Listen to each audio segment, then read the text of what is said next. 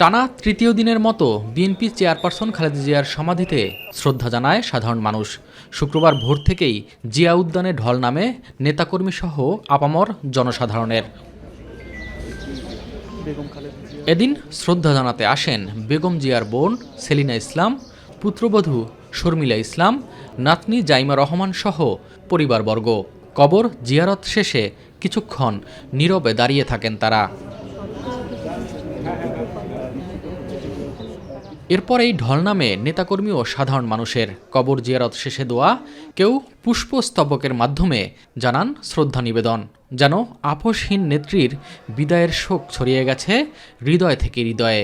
বাংলাদেশের ইতিহাসে ওনার মতো সর্বজন শ্রদ্ধেয় নেতা ভবিষ্যতে পাওয়া যাবে কিনা সন্দেহ। যে ঐক্যের যে আহ্বান উনি সবসময় করে গেছেন, উনি ওনার সব কিছু দিয়ে গেছেন, এবার তাকে আমাদের দেওয়ার পালা।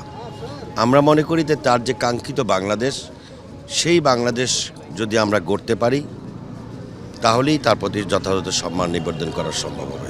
শ্রদ্ধা জানাতে আসেন কেন্দ্রীয় নেতাদের অনেকেই। বলেন, প্রিয় নেত্রীকে হারানোর শূন্যতা পূরণ হবার নয়। তার মৃত্যুকে আমরা স্বাভাবিক মৃত্যু বলবো না, স্লো পয়জনের মাধ্যমে তাকে হত্যা করা হয়েছে এবং এর দায় শেখ হাসিনা কোনোভাবেই এড়াতে পারবেন না। বেগম খালেদা জিয়ার সেই দেশপ্রেমের আদর্শ আমরা ধারণ করে জীবনের শেষ দিন পর্যন্ত এটা কার্যকর করার জন্য আমরা চেষ্টা চালিয়ে যাব।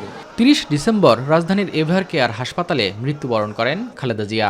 পরদিন মানিক মিয়া এভিনিউতে স্মরণকালের সবচেয়ে বড় জানাজা শেষে জিয়াউর রহমানের কবরের পাশে চিরনিদ্রায় শায়িত হন আপোষহীন এই নেত্রী।